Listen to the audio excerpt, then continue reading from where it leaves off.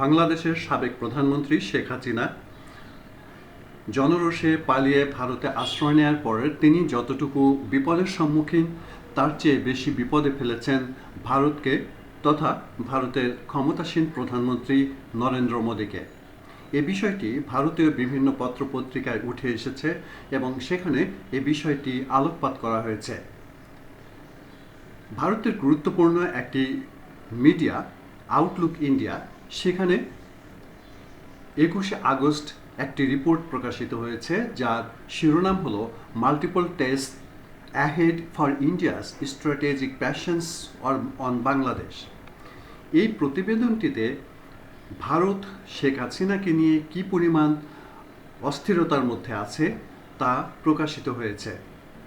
এতে যেসব বিষয় বলা হয়েছে সেটা আমরা যদি একটু বাংলায় বুঝতে চাই তাহলে এই রিপোর্টের সারমর্মে বলা হয়েছে, বাংলাদেশের সাবেক প্রধানমন্ত্রী শেখ হাসিনাকে ক্ষমতাচ্যুত করার জন্য ছাত্র আন্দোলনের শক্তি উপলব্ধি করার ক্ষেত্রে শুধু নয়াদিল্লির কূটনীতির অক্ষমতা নয়, একই সঙ্গে বাংলাদেশের রাজপথে ছাত্রদের আন্দোলনের মেজাজ মাপতে ব্যর্থ হয়েছে ভারতের গোয়েন্দা সংস্থাগুলো। এর প্রেক্ষিতে যে অবস্থার সৃষ্টি হয়েছে তাতে ভারতকে এখন কৌশলগতভাবে ধৈর্যের বহুবিধ পরীক্ষা দিতে হবে। দীর্ঘ প্রতিবেদনে বলা হয়েছে ভারতের সাউথ ব্লকে বর্তমানে ক্ষমতার করিডোরে খুব বেশি গুঞ্জন শোনা যাবে একটি কথা, সেটা হচ্ছে স্ট্র্যাটেজিক প্যাশনস বা কৌশলগত ধৈর্য। 2015 সালে প্রথম এই টার্মটি ব্যবহার করেছিলেন যুক্তরাষ্ট্রের সাবেক প্রেসিডেন্ট বারাক ওবামা। ভারতের দক্ষিণ এশীয় প্রতিবেশীদের অস্থিরতার বর্ণনার জন্য এটা একটা যোগ্য বাক্যাংশ। 2014 সালে আফগানিস্তানের সাবেক প্রেসিডেন্ট আশরাফ গনিকে সর্বাত্মক সমর্থন দিয়েছিল ভারত। সেই আফগানিস্তান 2022 সালে শ্রীলঙ্কার জনতার বিদ্রোহ, মালদ্বীপে ইন্ডিয়া আউট আন্দোলন, নেপালে ঘন ঘন নেতৃত্বের পরিবর্তনের ফলে এসব দেশকে হয়তো ভারত না হয় চীনের মুখাপেক্ষী করে ফেলেছে। পুরো অঞ্চল তা দেখেছে। এখানে আরও যে কথা বলা হয়েছে সেটা হলো নির্মমতা ঘটেছে বাংলাদেশে। এখানে ভারতের সবচেয়ে কাছের বন্ধু এবং মিত্র শেখ হাসিনাকে পালিয়ে ভারতে গিয়ে আশ্রয় নিতে হয়েছে। যে উত্তাল পরিস্থিতি বাংলাদেশের সাবেক প্রধানমন্ত্রী শেখ হাসিনাকে ক্ষমতাচ্যুত করেছে অথবা ছাত্রদের আন্দোলনের যে শক্তি তা আগেভাগে অনুমান করতে অক্ষমতা দেখিয়েছে নয়াদিল্লি। শুধু ভারতের কূটনীতির দুঃখজনক প্রতিফলন ঘটায় এই ঘটনা। রাজপথের ভাব বুঝতে ব্যর্থ হয়েছে ভারতের গোয়েন্দা সংস্থাও। ভারতের আত্মতুষ্টি হয়তো ভুগছিল এবং বিশ্বাস করেছিল যে শেখ হাসিনা শক্তি খাটিয়ে অতীতের মতো সব কিছু নিয়ন্ত্রণে রাখতে পারবেন, কিন্তু শেখ হাসিনা ক্রমশ তার জনগণ থেকে বিচ্ছিন্ন হয়ে পড়ছিলেন। এর যে কোনো লক্ষণ দেখা যায়নি বিষয়টি এমন নয়। সাবেক রাষ্ট্রদূত ওয়ানিল ওয়াধা বলেন, গত 2 বছর ধরে বাংলাদেশের রাজনীতিতে ক্রমশ শেখ হাসিনার নিয়ন্ত্রণ এবং আওয়ামী লীগের দুর্বলতা বাকি বিশ্বের মতো ভারতও দেখেছে। তা সত্ত্বেও চীনকে মোকাবিলা এবং ইসলামপন্থীদের দূরে সরিয়ে রাখার জন্য তারা তাকে সমর্থন দেওয়ার পথ বেছে নেয়। এখানে এমনি করে ভারত এবং শেখ হাসিনার মধ্যে যে সমস্ত ঘটনা ঘটেছে সেই বিষয়গুলোর উপর আলোকপাত করা হয়েছে। বিশেষ করে আসামে যখন ভারত নাগরিকপঞ্জি বা এনআরসি আপডেট করে সেই সময় বাংলাদেশের তখনকার ক্ষমতাসীন সরকার অর্থাৎ শেখ হাসিনার সরকার একটি শব্দ সে সম্পর্কে উচ্চারণ করেনি। এছাড়া আসামে ভারতীয় ও কথিত বাংলাদেশি যেসব অভিবাসী আছেন এবং ভারতের সংখ্যালঘুদের উপরে যে আক্রমণ হয়েছে সে বিষয় নিয়েও শেখ হাসিনা কোনো কথা বলেননি। এর উদ্দেশ্য তিনি তার ভারতীয় প্রতিপক্ষ অর্থাৎ ভারতীয় মিত্র নরেন্দ্র মোদী সরকারকে কোনোভাবেই খেপিয়ে তুলতে চাননি, অর্থাৎ তাদের সাথে তিনি যে কোনো মূল্যে বন্ধুত্বকে বজায় রাখার চেষ্টা করেছেন। এর বিনিময়ে তিনি যেটা চেয়েছেন সেটা হলো তার ক্ষমতাকে শক্ত করে ধরে রাখতে, অর্থাৎ ভারত তাকে ক্ষমতায় রাখবে এমনই একটি সন্ধি, অদৃশ্য সন্ধি হয়েছিল শেখ হাসিনা এবং নরেন্দ্র মোদীর মধ্যে। ওই আউটলুক ইন্ডিয়াতে আরও যে একটি গুরুত্বপূর্ণ কথা বলা হয়েছে সেটি হচ্ছে কূটনৈতিকভাবে শেখ হাসিনার রাজনৈতিক মৃত্যু হলো ভারতে মোদী সরকারের জন্য একটি বড় আঘাত। অর্থাৎ আউটলুক ইন্ডিয়ার দৃষ্টিতে এরই মধ্যে কূটনৈতিকভাবে শেখ হাসিনার রাজনৈতিক মৃত্যু হয়েছে এবং এই রাজনৈতিক মৃত্যুটি হলো ভারতে মোদী সরকারের জন্য বড় একটা আঘাত। শেখ হাসিনা ক্ষমতা হারিয়ে আশ্রয় নিয়েছেন ভারতে, কিন্তু তিনি ভারতে কোন অবস্থায় আশ্রয় পেয়েছেন, তাকে কি শরণার্থী হিসেবে আশ্রয় দেওয়া হয়েছে নাকি তিনি রাজনৈতিক আশ্রয় চেয়েছেন, কোনটির উপর ভিত্তি করে তাকে ভারত আশ্রয় দিয়েছে সেই বিষয়টি ভারত কিন্তু এখনও স্পষ্ট করেনি। বারবার বিভিন্ন মিডিয়ায় এই বিষয়টি জোরালোভাবে তুলে ধরা হয়েছে। ওদিকে যুক্তরাষ্ট্র শেখ হাসিনার ভিসা বাতিল করেছে, ব্রিটেন তাকে নিতে চায়নি। ফলে শেখ হাসিনাকে নিয়ে ভারত এখন প্রচণ্ড এক সংকটের মুখে পড়েছে। বিশেষ করে শেখ হাসিনার বিরুদ্ধে সম্প্রতি যে সমস্ত হত্যা মামলা হয়েছে এর প্রেক্ষিতে ভারতের আরও বেশি মাথা ব্যথার কারণ হয়ে দাঁড়িয়েছে। বিষয়টি হলো এই কারণেই যে শেখ হাসিনার বিরুদ্ধে এই মামলা হওয়ার প্রেক্ষিতে ভারত যদি এখন বাংলাদেশ যদি এখন ভারতের কাছে শেখ হাসিনাকে ফেরত চায়, তাহলে ভারত তাকে বাংলাদেশের হাতে তুলে দিতে বাধ্য।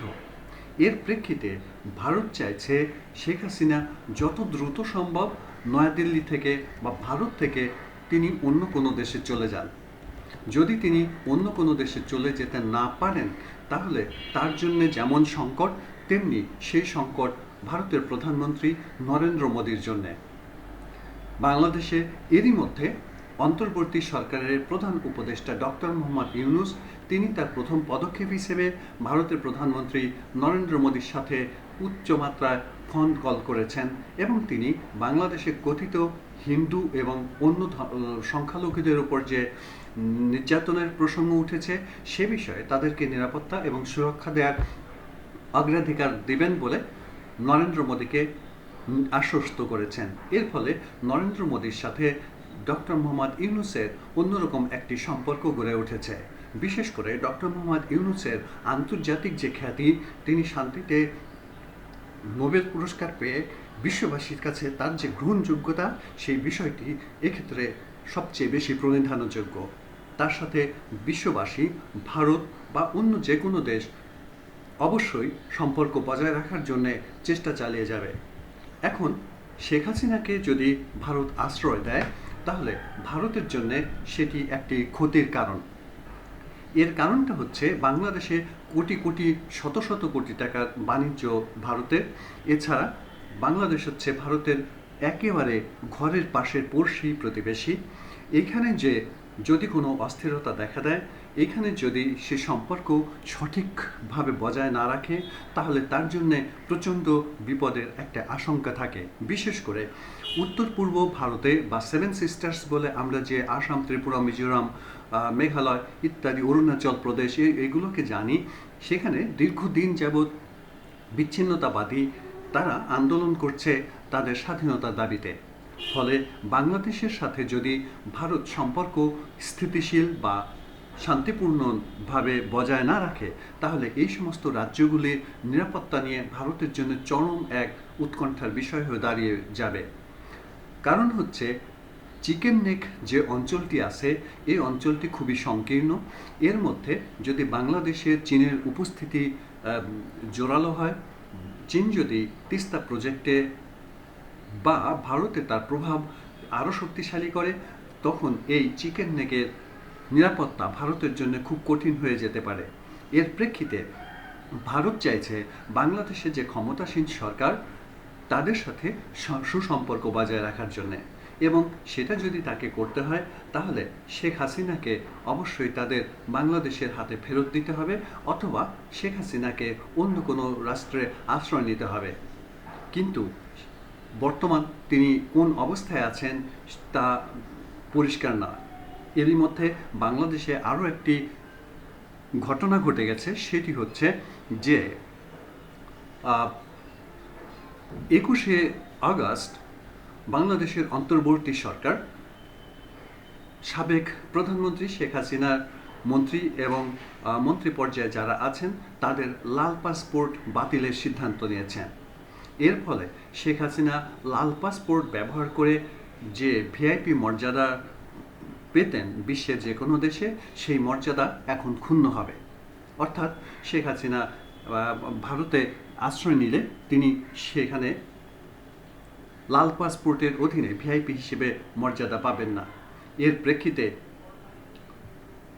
আউটলুক ইন্ডিয়া যেটা বলেছে সেটার সর্বশেষ মন্তব্যটি হচ্ছে এরকম: এই অঞ্চলে ভারতের সবচেয়ে ঘনিষ্ঠ বন্ধুদের একজনকে যদি হস্তান্তর করা হয়, অর্থাৎ এখানে শেখ হাসিনার কথা বলা হচ্ছে, তাহলে বাকি প্রতিবেশীদের কাছে একটি ভয়ানক বার্তা যাবে।